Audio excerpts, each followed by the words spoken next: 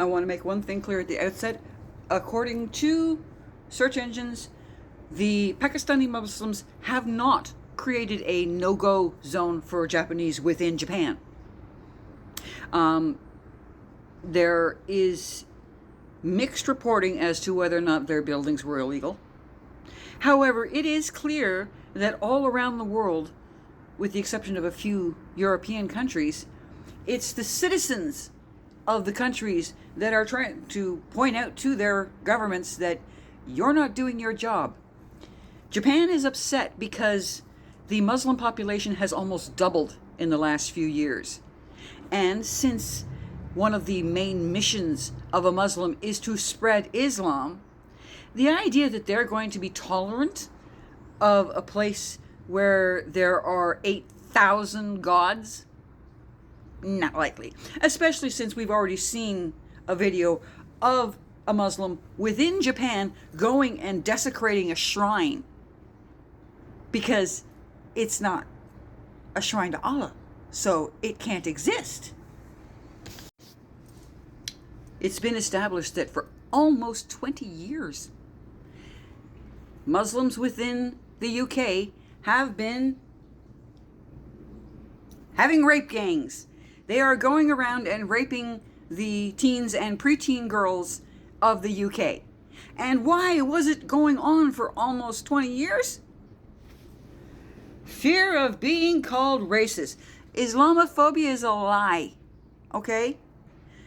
I look up the thing about the no-go zone in Japan, and the first thing Google tells me, which is influenced by Wikipedia, which we've already established, was fucked around with by the people who are doing computer work for Islamic colonization. So the information you get off of Wikipedia is no longer trustworthy. Not that it ever really was. But all the AI bots that you chat with, that look up things, they look to Wikipedia. So instead of pointing out that much like in England, much like in Europe, starting to happen in the United States and Canada, Muslims create parallel societies. They want Sharia law. They want all of their stuff for them, and then they want to spread it. You know, like a good little plague carrier.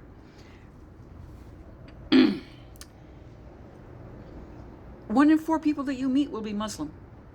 That is not a minority. It's not a race. It's a religion. Understand that too.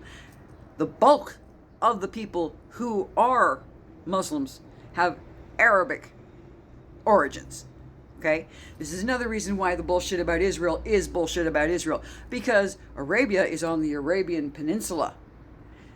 Israel is in the Levant, which are not the same place. So in order for Arabic to come to Gaza, you have to have a thing called colonization. Colonization. Now, I want you to really stop and look at that. Oh, all of that red stuff, that's an authoritarian regime. That is a dictatorship.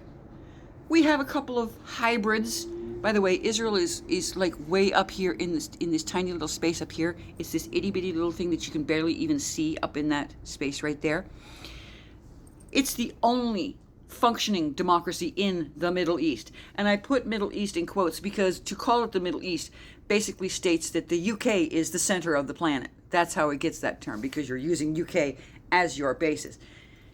Technically, Israel's not in the Middle East. It's in the Near East. But, no, Arabia is in the Middle East. So let's just continue to cover for the colonizers. There were always jokes about politicians being crooked. But usually it was just that they were, taking kickbacks from contractors and crap like that. Not the shit that this Pakistani Muslim says. Spewing, and it is, blood libel. There is no genocide in Gaza. It was already shown that the prosecutor that put out the warrant for Netanyahu was bribed. And then he was accused of sexual assault. There is no targeting of children in Palestine. The targeting of children in Palestine is by the Hamas, who will strap bombs to them. and yet you want to blame Jews for that. Mamdani does not have the authority to arrest Netanyahu, but as I pointed out on Threads, just by making the threat, all of you wee little bigots and terrorist sympathizers just creamed your jeans.